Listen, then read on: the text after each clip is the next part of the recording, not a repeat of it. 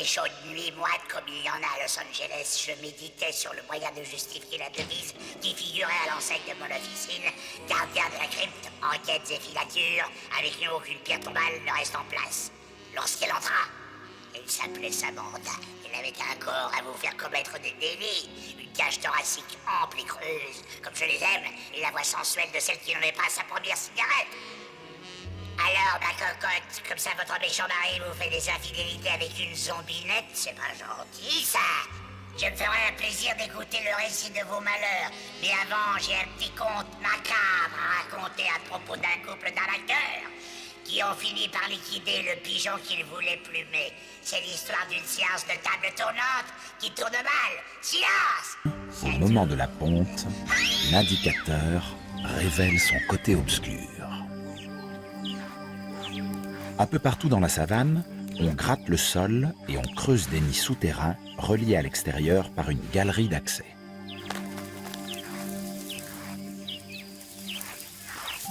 Les bâtisseurs et locataires de ces terriers sont les minuscules guêpiers nains.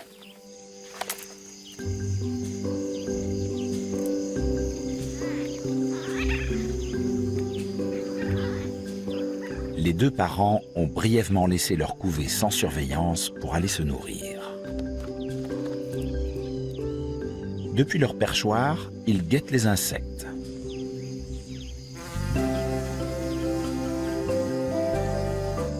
Ils les interceptent habilement.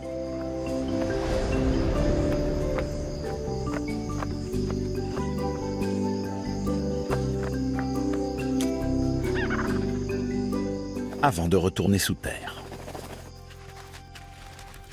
Ils se faufilent le long de l'étroit tunnel jusqu'aux 4 œufs qui les attendent au bout. Le nid est plongé dans l'obscurité.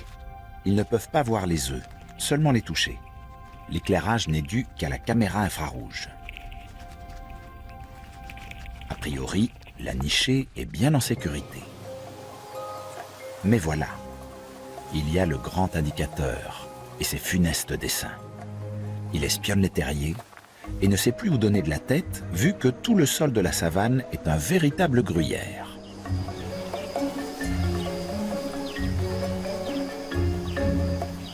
Les guêpiers nains entrent et sortent sans se douter qu'ils sont épiés.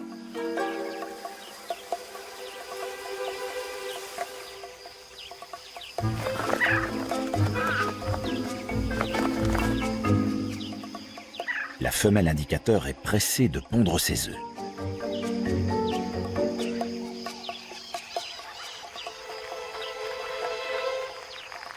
Le nid du guêpier, avec ses 4 œufs, ferait parfaitement l'affaire. Il est momentanément sans surveillance.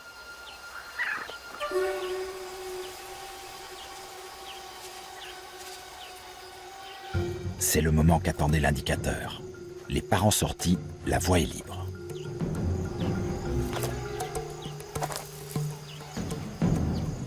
Dernière vérification. Il faut agir vite.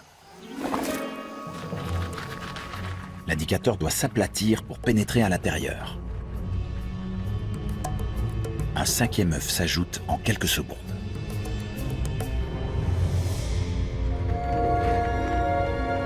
Les guêpiers risquent d'avoir une mauvaise surprise.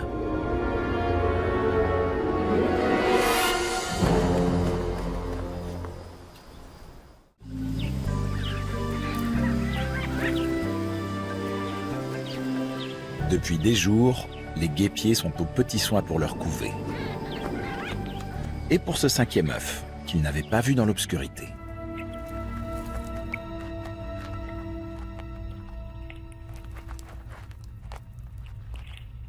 Ils accomplissent leur devoir parental, réchauffer les œufs et les retourner.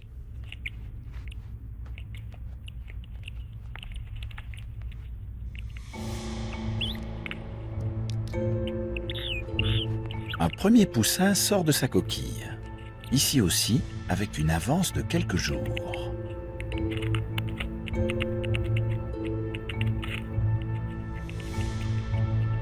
C'est le bébé indicateur.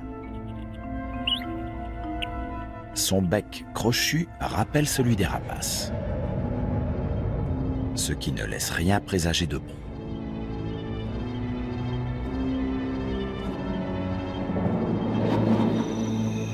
Les parents s'activent comme si de rien n'était. Quelques jours plus tard, un autre poussin éclot.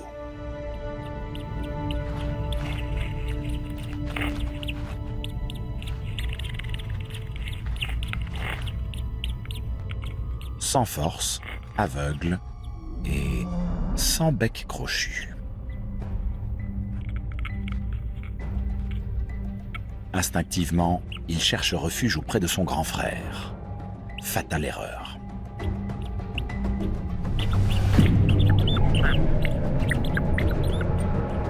Il se fait lacérer et finit par succomber à ses blessures.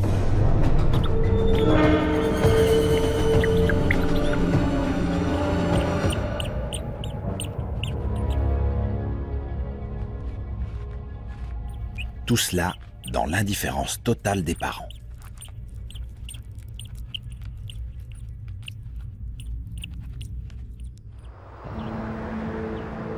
Ils perdront ainsi tous leurs petits, sans paraître s'en émouvoir.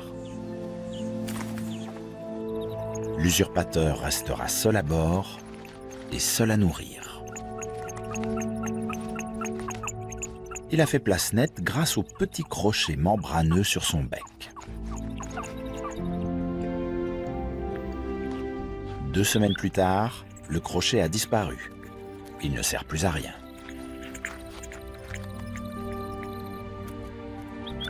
Lorsque l'indicateur quittera les ténèbres du terrier, il deviendra un oiseau solaire et sympathique qui cherchera le contact avec les humains pour les guider jusqu'aux essaims d'abeilles sauvages. Le soleil se lève sur une journée qui sera riche en rebondissements.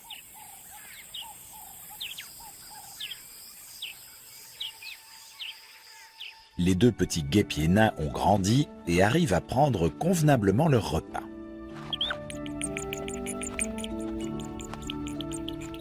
Vite, on ressort pour aller au ravitaillement. Éventuellement à reculons.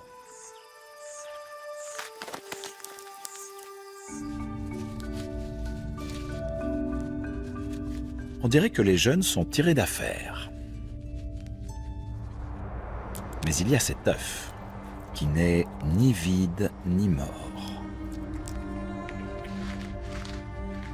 Un autre oisillon casse la coquille. Ce ne peut pas être un poussin tueur. Il aurait éclos avant les autres. Mais on l'a dit, même les indicateurs peuvent se tromper. L'œuf a été pondu beaucoup trop tard, mais il s'agit bien d'un poussin tueur. Le bec, doté d'un crochet, ne laisse aucun doute là-dessus. À peine né, ses instincts d'assassin prennent le dessus.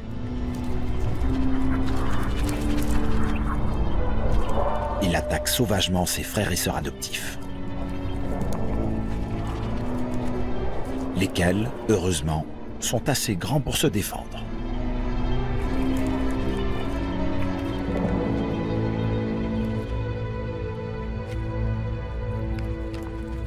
Subitement, il se retourne contre lui.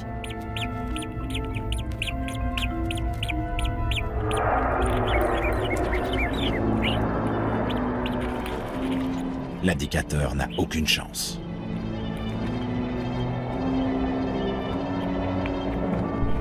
La vengeance des guêpiers nains n'a rien à envier à la barbarie de leurs prédateurs.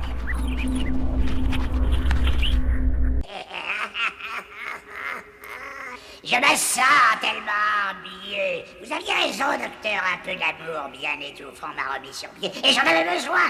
À la prochaine fois, mes amis, je vais envoyer mon psychiatre rejoindre ses confrères. Vous savez, on dit souvent que plus on est de fous, plus on rit.